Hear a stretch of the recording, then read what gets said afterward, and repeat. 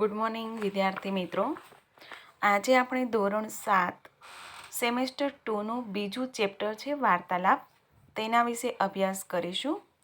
અહીંયા આ વાર્તાલાપની અંદર વાતચીતનો સંવાદ કરવામાં આવેલો છે. અહીંયા ભાવેશ અને ચેતના વચ્ચે વાર્તાલાપ થાય છે. ભોજન સમય દરમિયાન ભોજન એ રોજિંદો કાર્યક્રમ છે.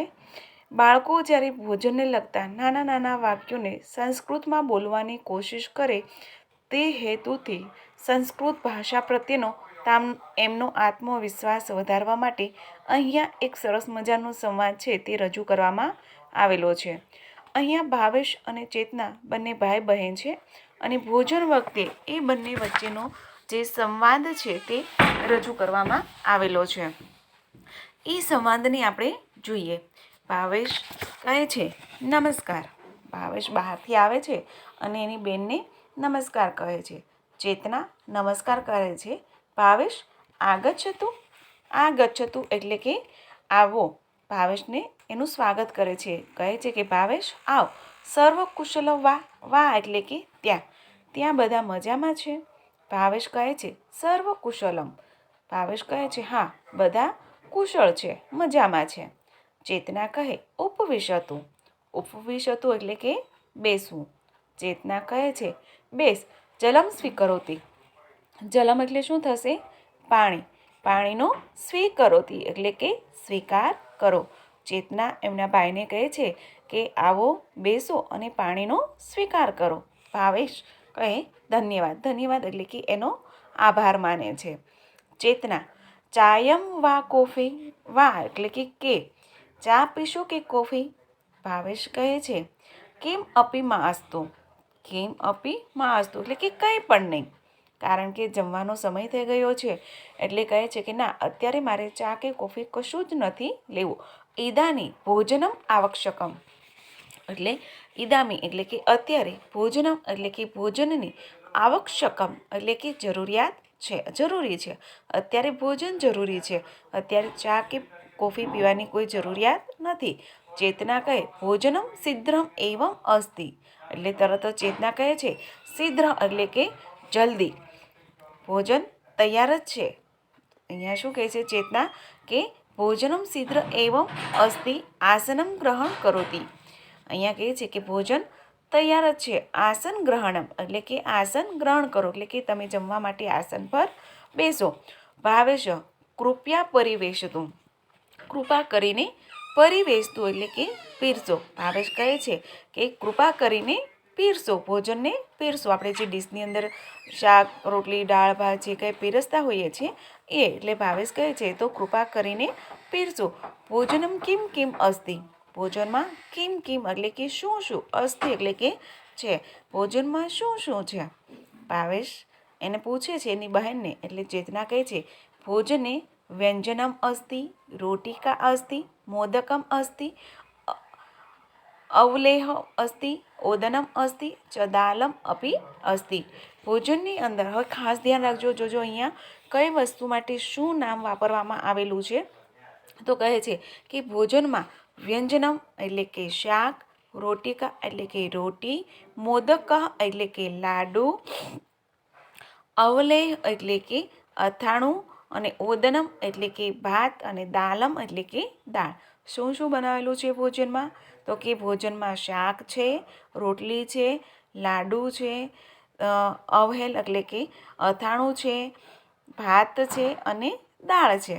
ભાવેશ તઈ શીઘ્રમ દદાતું એટલે એનો ભાઈ ભાવેશ કહે છે તો પછી જલ્દી, શીઘ્રમ એટલે કે જલ્દી અને દદાતું એટલે કે આપો. ચેતના કહે સ્વીકરો તું એટલે ચેતના કહે છે કે લો, સ્વીકાર કરો. લવણમ આવશ્યક વા. લવણમ એટલે શું થશે? મીઠું, નમક. વા એટલે કે જરૂરી છે. અહીંયા શું નમકની જરૂરિયાત છે, કારણ કે કોઈને ખારું ખાવાની વધારે આદત હોય તો પૂછે છે કે શું તમારે નમકની જરૂર છે? ભાવેશ આમ દદાતું. ભાવેશ કહે છે જરૂર જેટલું આપો. કિંચિત તક્રમ અપી આવશ્યકમ. તક્રમ એટલે શું થશે? છાશ. એટલે પૂછે છે કે થોડી છાશ પણ આપો એટલે કે થોડી છાશ પણ આપ.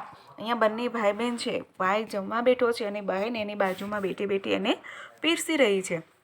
એટલે બહેન એમના ભાઈને બધું જ ભાવતું એમને પીરસે છે.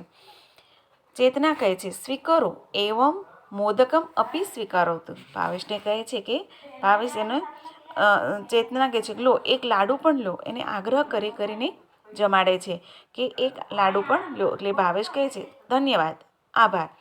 એકા રોટિકામ અપી દદાતું. એક રોટલી પણ આપો. ભાવેશ કહે ધન્યવાદ, એકા રોટિકામ અપી દદાતું. એક રોટલી પણ આપે છે. ચેતના અવલેહ, અથાણું પણ, અપી અસ્તિ, અથાણું પણ છે. આવશ્યકવા, તેની જરૂર છે. ચેતના કહે છે કે અથાણું પણ છે, શું તેની જરૂરિયાત છે? તો ભાવેશ કહે છે માસ્તુ, ના. ઇદાનીમ ઓદનમ દદાતું. ઓદનમ એટલે શું થાય? ભાત. એટલે બસ હવે તો પેટ ભરીને જમી લીધું છે, હવે મને ભાત આપો. ચેતના કહે સ્વીકરોતી, લો. દાલમ અપી સ્વીકરતું, દાલ પણ લો. ભાવેશ કહે છે ધન્યવાદ. ચેતના અન્યસ્ય કિમ અપી આવશ્યકતા. ચેતના પૂછે છે હવે કઈ વસ્તુની જરૂરી છે, હવે કઈ વસ્તુ જોઈએ છે? ભાવેશ કહે ઇદાની કિમ અપી માસ્તુ, અત્યારે કંઈ પણ નથી જોઈતું. મમ ભોજનમ સમાપ્ત, હવે મારું જમવાનું પૂરું થઈ ગયું છે. ભોજનમ રુચિકરમ અસ્તિ, ભોજન છે એ ખૂબ સ્વાદિષ્ટ છે. ચેતના કહે છે કે આભાર, ધન્યવાદ. અહીંયા બંને ભાઈ બહેન વચ્ચે વાર્તાલાપ થાય છે કે ભોજન કરતી વખતે ભાઈને પોતે ખૂબ પ્રેમથી જમાડે છે અને એક એક વસ્તુને આગ્રહ કરીને એને જમાડે છે અને ભાઈ એમને જરૂરિયાત પૂરતું દરેક વસ્તુનો બહેનના હાથનો સ્વીકાર કરે છે અને જમે છે. તો એક આ સરસ મજાનો વાર્તાલાપ છે. આપણે અહીંયાથી ખાસ યાદ તો એ રાખવાનું છે કે એમાં જે આપેલા વ્યંજનમ એટલે કે શાક, રોટિકા એટલે કે રોટલી, મોદકઃ એટલે કે લાડુ, અવલેહ એટલે કે અથાણું, ઓદનમ એટલે કે ભાત, આ શબ્દો છે તમારે ખાસ યાદ રાખવાના છે. હવે આપણે એમના થોડાક સ્વાધ્યાય તરફ જોઈએ છે.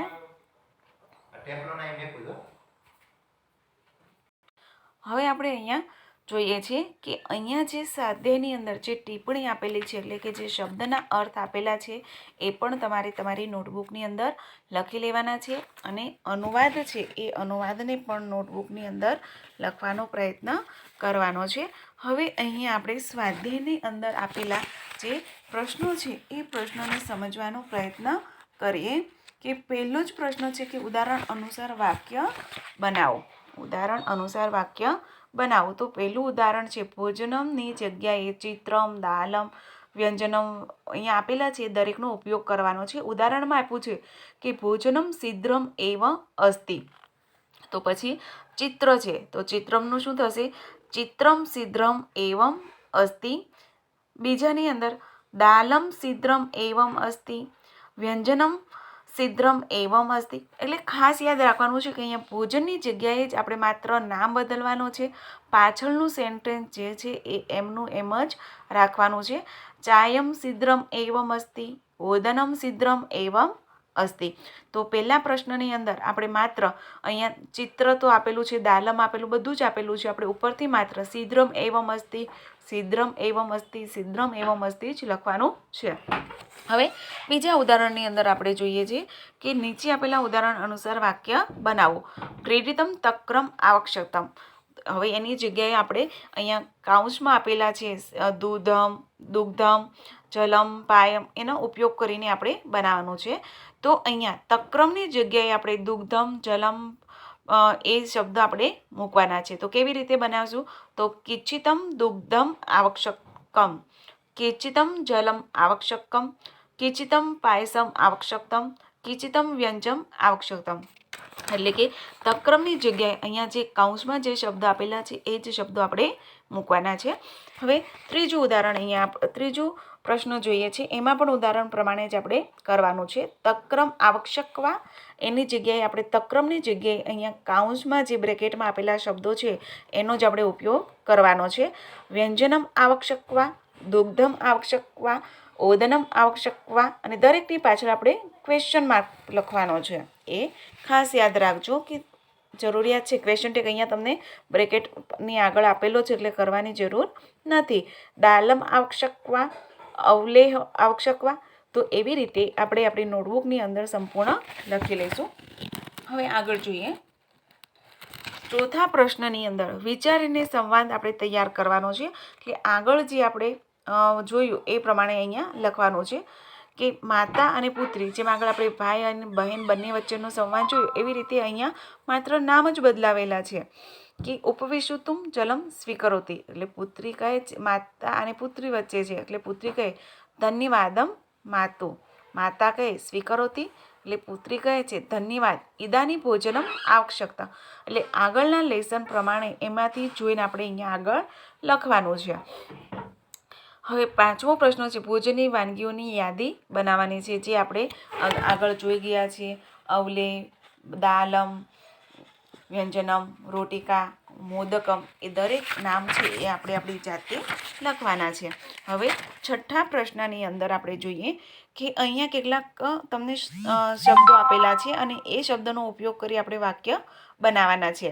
તો મેઘ અસ્તિ જલમ ના અસ્તિ, અહીંયા આપું કે ચષક અસ્તિ જલમ ના અસ્તિ, તો મેઘ અસ્તિ જલમ ના અસ્તિ, સ્થાલિકા અસ્તિ ભોજનમ ન અસ્તિ, પુષ્પમ અસ્તિ ઉદ્યાનમ ના અસ્તિ, વૃક્ષ અસ્તિ ફલમ ન અસ્તિ, કક્ષ અસ્તિ છાત્રા ન અસ્તિ. એટલે કે એને જે બંધ બેસતું હોય એ જ આપણે વાક્ય લેવાનું છે. દાખલા તરીકે થાળી છે તો ભોજન નથી, પુષ્પ છે તો બગીચો નથી, વૃક્ષ છે તો ફળ નથી, વર્ગ છે તો વિદ્યાર્થી નથી, અને છત્રી છે તો વરસાદ નથી. એવી રીતે આપણે દરેકને બંધ બેસતા શબ્દો લઈ અને આપણે ઉદાહરણ પ્રમાણે બનાવવાનું છે. તો અહીંયા આપણું જે આ લેસન છે 2 એ સ્વાધ્યાય સાથે પૂર્ણ થઈ જાય છે. અને ખાસ વિદ્યાર્થી મિત્રો નોટબુકની અંદર પહેલાં અનુવાદ લખી અને એમનો જે સ્વાધ્યાય છે સ્વાધ્યાય આપણે સંપૂર્ણ પૂર્ણ કરી અને PDF બનાવીને મને મોકલી આપજો. બાય.